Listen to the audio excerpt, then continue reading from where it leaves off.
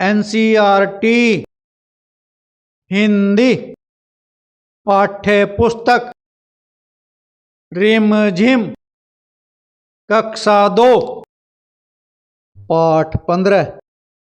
एक की दो की दो बहनें थी।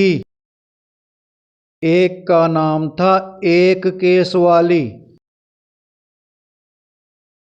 और दूसरी का नाम था दोन केसवाली। दोनों बहनें अपने अम्मा और बाबा के साथ एक छोटे से घर में रहती थी। एक केसवाली का एक ही बाल था, इसलिए सब उसे एक्की बुलाते थे। दोन केसवाली बड़ी घमंडी थी। उसके दो बाल थे, इसलिए सब उसे दोक्की बुलाते थे। अम्मा सोचती थी कि दोक्की जैसी सुंदर लड़की तो दुनिया में है ही नहीं। और बाबा उनको सोचने की फुर्सत ही कहाँ, काम में जो उलझे रहते थे। दोक्की हमेशा अपनी बहन पर रोब जमाती रहती। एक दिन एक्की घने जंगल में गई। चलते चलते वह घने जंगल के बीच आ पहुंची। चारों तरफ सन्नाटा था। अचानक उसने एक आवाज सुनी, पानी, मुझे प्यास लगी है, कोई पानी पिला दो। एक्की रुकी और उसने चारों तरफ घूमकर देखा। वहां तो कोई नहीं था। फिर उसने देखा सूखी मुरझाई हुई मेहंदी की एक झाड़ी, जिसके पत्ते सरसरा रहे थे। पास में ही पानी की धारा बह रही थी। एक्की ने चुल्लू में पानी भरकर एक बार, दो बार, कई बार झाड़ी के ऊपर डाला। मेहंदी की झाड़ी बोली,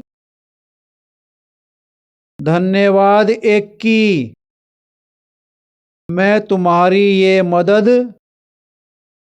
याद रखूंगी। एक्की आगे बढ़ गई। फिर अचानक सन्नाटे में उसे एक और आवाज सुनाई दी, मुझे भूख लगी है, कोई मुझे खाना खिला दो। एक्की ने देखा कि एक मरियल सी गाय पेड़ से बंधी हुई थी। एक्की ने घास फूस इकट्ठी की। और गाय को खिला दी। उसके बाद उसने गाय के गले में बंधी रस्सी को खोल दिया। धन्यवाद एक्की, मैं तुम्हारी ये मदद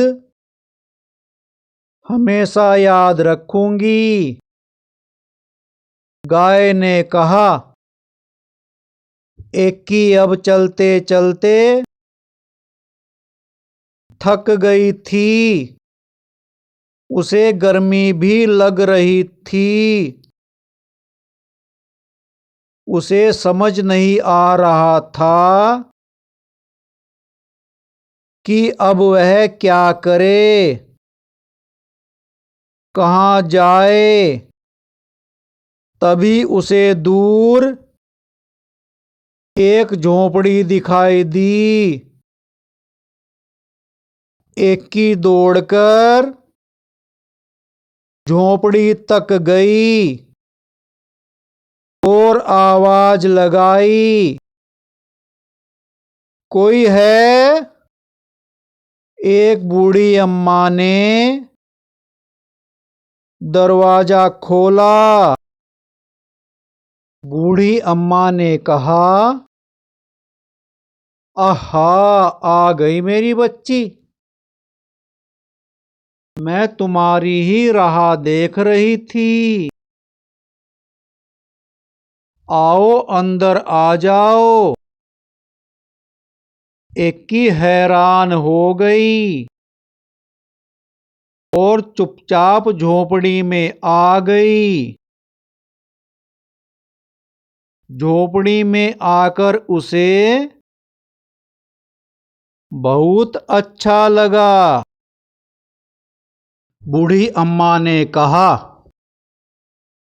आओ बेटी, तुम्हारे लिए नहाने का पानी तैयार है। पहले अच्छी तरह से तेल लगाओ और उसके बाद नहा लो। फिर हम खाना खाएंगे। एक्की ने शर्माते हुए कहा, नहीं नहीं।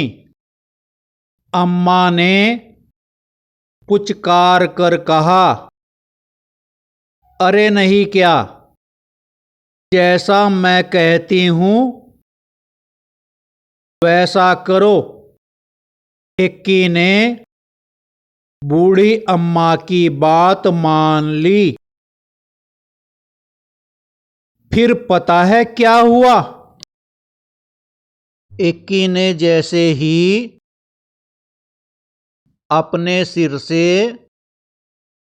तौलिया हटाया तो उसने पाया कि उसके सिर पर एक नहीं परंतु बहुत सारे बाल थे।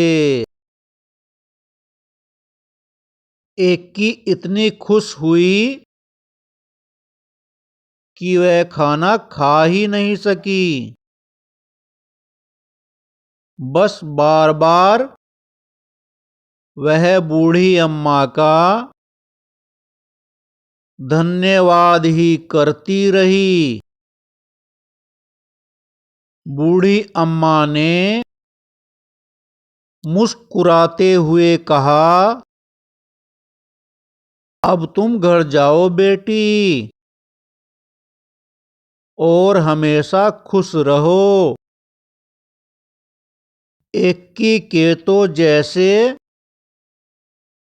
पंख ही निकल आए। वह सरपट घर की तरफ दौड़ चली। रास्ते में उसे गाय ने मीठा मीठा दूध दिया और झाड़ी ने हाथों पर रचाने के लिए मेहंदी दी। घर पहुंचकर एकी ने